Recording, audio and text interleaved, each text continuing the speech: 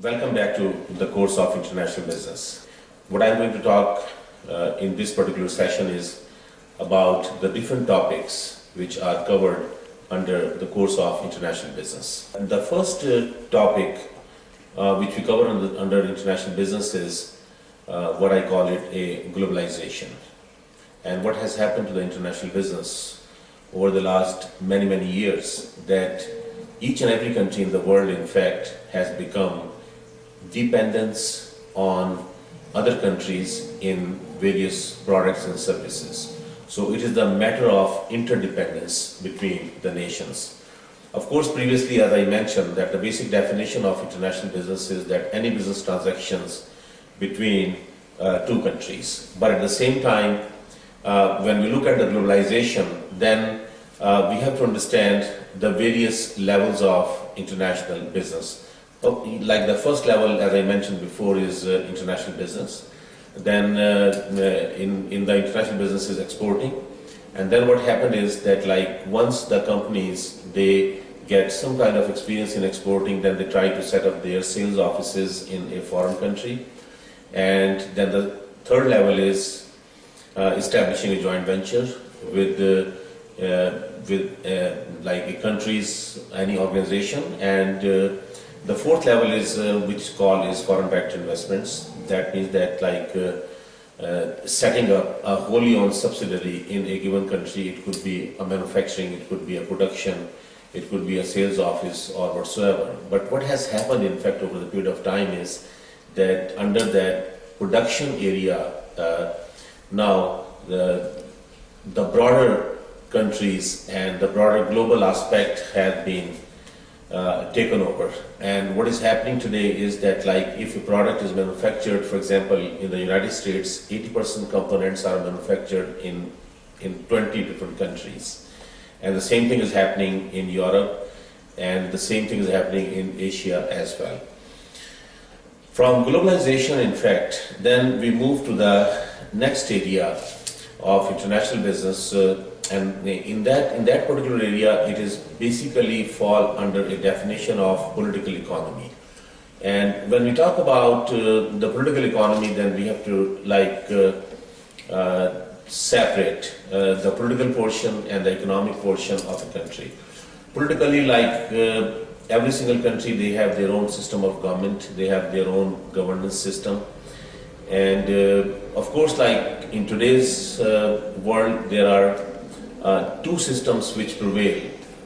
One is democratic governments, and of course, like, within democratic governments, there are further branches, we can say, like liberal democracies, conservative democracies, some authoritarian democracies are there, and some theocratic democracies are there as well. But on the other side, there are some authoritarian system. And the system, of course, which has prevailed in China. These systems are, when connected with the economic development of a given country, then of course we can say that, like, America is the best example of market economy, whereas China is the best example of centralized economy. And in that centralized economy, in fact, like, the China has made great progress in the last 25 years specifically, where today the China has more than $2 trillion of trade surplus lying outside China, which is one of the best business example of international business. We can quote that how the China has participated in the global marketplace by selling its own products and its own manufacturing goods and other components as well. Within that economic era, yes, of course, by definition we can say that there are three basic parts of economies. The first is a market economy, which is just like a US, the free enterprise, 100% means of production are in private sector's hand. Then on the opposite of is centralized economy, which is like China and Cuba and some other communist or ex-communist countries has been that way, where, like, the 100% means of production has been in the hands of government.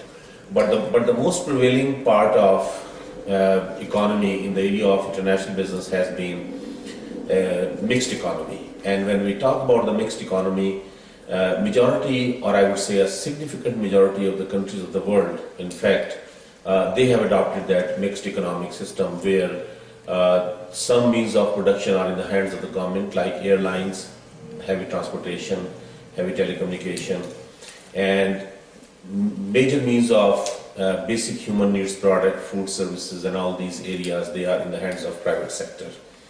Europe is one of the best examples. Many Asian countries are one of the best examples where like the airlines, railroads, telecommunications are controlled and managed by the governments, whereas the food processing and other areas of economy, they are very much run by the private sector. Linked with the political economy, there is another area which we talk about, and that is like the legal system. Every single country, they have two basic legal system, and one legal system is of course like the common law, and then the civil law. So this is everybody knows about these two legal system, but some countries of course like they have adopted. Very few countries, I would say, theocratic law. And at the same time, when it comes to the business portion, then we can talk about that, yes, within those legal systems, there are some contract laws, and then there are some laws which fall under the United Nations Charter. And there are certain laws which has been adopted under that WTO, which are like protecting the intellectual rights of a property, which is a brand name or a trade name or a copyright, and all these kinds of law we can talk about. Then of course we can also talk about the differences between economic development among the countries.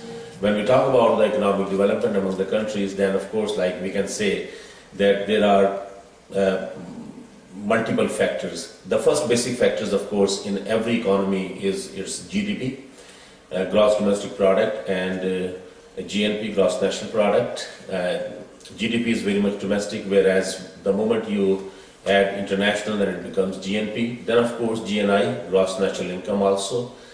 That a country's the total revenues and the income, and at the same time. One major area where international businesses focuses is also called on purchasing power parity.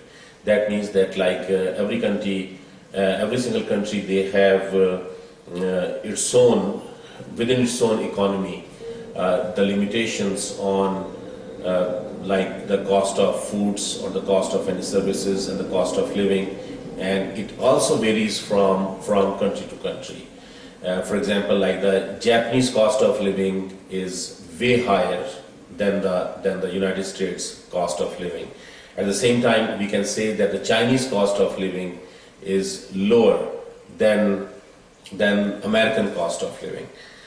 The next area we cover into this international business course is, of course, about the cultural differences. Yes, the countries, they differ in cultures, and when we talk about the cultural differences, there are many factors which really comes into picture. The first cultural difference which comes into picture is that about the country's own internal situation. Internally, every single country, it has different types of societies: urban society, rural society. Then the countries have differences among religion, of course. There are 5-6 religions across the globe. Christianity is the largest religion, and then the next large religion is Islam, then Hinduism, then Buddhism, Shintoism, Judaism. So every single country in the world, in fact, it has adopted or it follows some form or some kind of a religious belief or a religious theory. Of course, there are certain multiple sects which are practiced within African continent, within Asian continent, and many times, in fact, we may not know all those things. But the major religions, of course, are which I have mentioned, and the practice of those religions, in fact, are very much culturally dominated by a given continent or by a given country.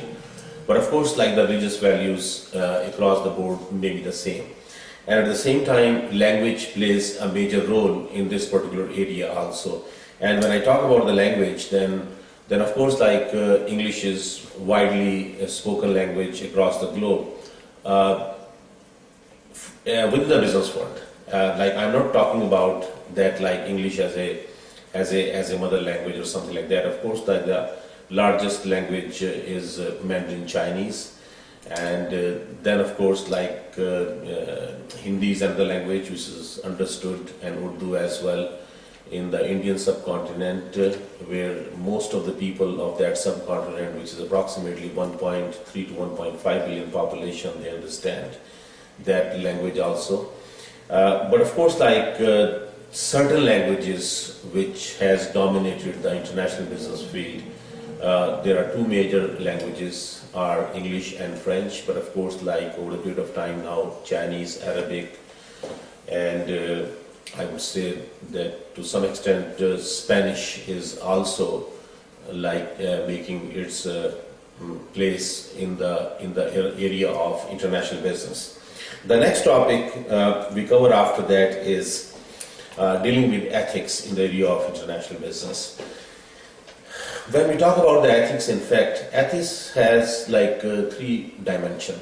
The first dimension of ethics is a personal ethic, that how ethical we are, and it depends, it varies from international manager to international manager, or I would say from one executive or one employee to the other employee on the personal level. Then the next ethical issue comes in that what are the organization's policies on these ethical issues, and the third area is that are the governments are ethical in this area. And but when we look in a macro perspective, this ethical issue, then in the area of international business, yes, employment specifically is really emerges as one of the issues where many countries, they use like child labor, or they don't pay any benefits to their labor force. Labor in many parts of third world, in fact, is widely affected. Those labors, they are like contractual labors or daily wage. Another area of ethics is that how we use the industrial development and industrial waste. Some countries like the United States, they have a very strong policies in the area of industrial waste, and some countries, in fact, they have absolutely no policies. But of course, ethic is one of the area which is very widely covers in the area of international business.